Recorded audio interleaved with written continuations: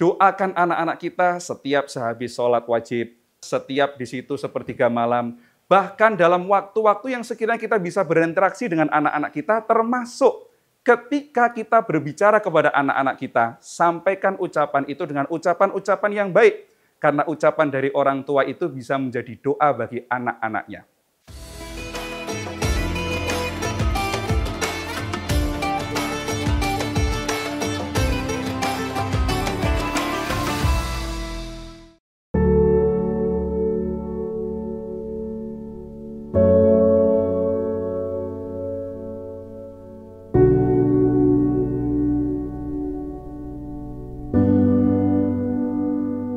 Assalamualaikum warahmatullahi wabarakatuh. Bismillahirrahmanirrahim. Alhamdulillahirabbil alamin. Asyhadu an la ilaha illallah wa asyhadu anna Muhammadar Rasulullah sallallahu alaihi wasallam wa ala alihi wa ashabihi amma ba'du.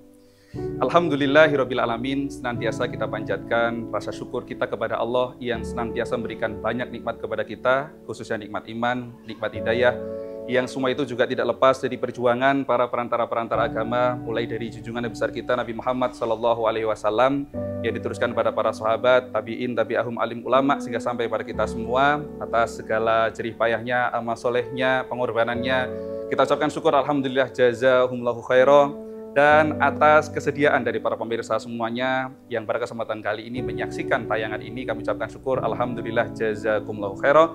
Semoga Allah memberikan manfaat, hikmah, dan barokah untuk kita semuanya.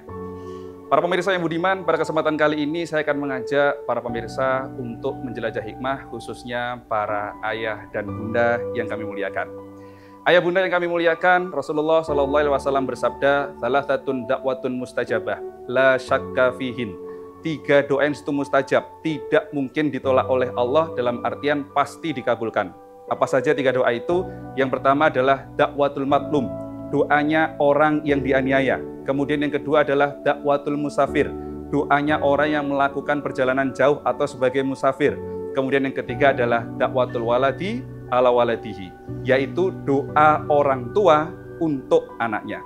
Nah, pada kesempatan kali ini saya akan mengajak kepada ayah bunda semua, mengingatkan kepada ayah bunda semua bahwa sejatinya doa orang tua untuk anaknya itu adalah doa yang pasti dikabulkan oleh Allah. La syakka fihin, tidak mungkin ditolak oleh Allah, berarti pasti dikabulkannya. Oleh karena itu, kita sebagai orang tua jangan pernah bosan untuk senantiasa mendoakan kepada anak-anak kita.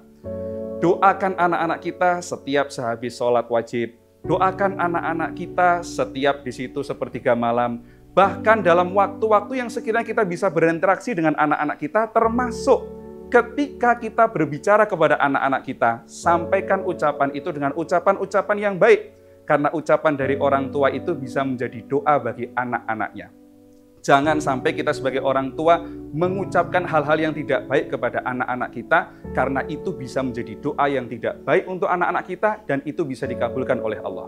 Oleh karena itu, para orang tua yang budiman, terkadang kita sebagai orang tua mungkin merasa lelah, mungkin merasa capek ketika mendapatkan cobaan dari sikap anak-anak kita. Tapi yang harus kita pahami bersama, bahwa dalam diri anak-anak kita, sekurang-kurangnya apapun anak kita, bahkan kalau mungkin ada yang bilang senakal-nakalnya apapun anak kita, pasti anak-anak itu punya kelebihan.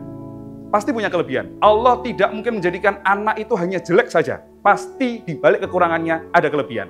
Saya berikan gambaran para pemirsa semuanya. Sekalipun orang itu, mohon maaf, cacat mentalnya, cacat fisiknya, namun di balik cacat mentalnya, di balik cacat fisiknya, ternyata mereka tetap masih memiliki kelebihan. Contoh misalnya, orang yang di situ cacat fisiknya, apakah dia tidak punya kelebihan? Punya kelebihan.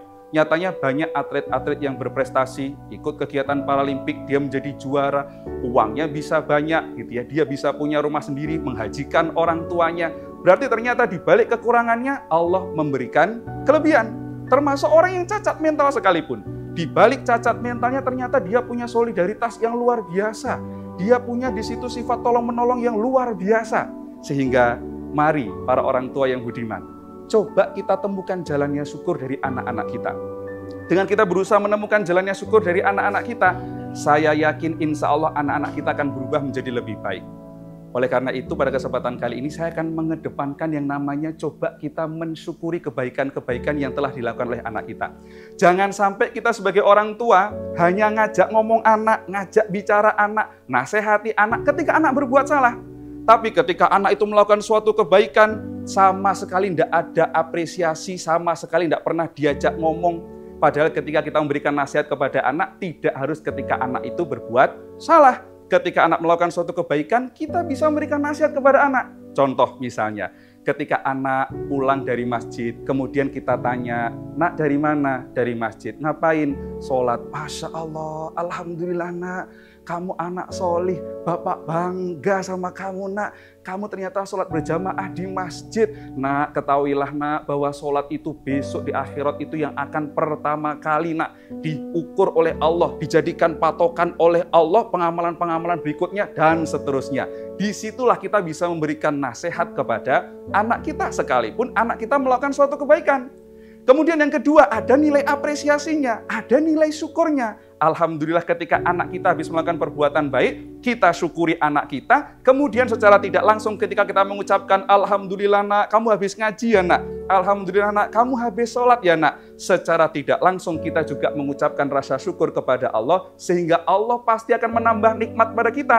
Kemudian anak-anak kita akan dijadikan anak-anak yang soleh dan solehah. Sebaliknya, kalau kita kufur nikmat, yang dilihat hanya kekurangannya anak. Ketika anak melakukan kesalahan, baru dinasehati. Ketika anak melakukan kesalahan, baru diajak ngomong.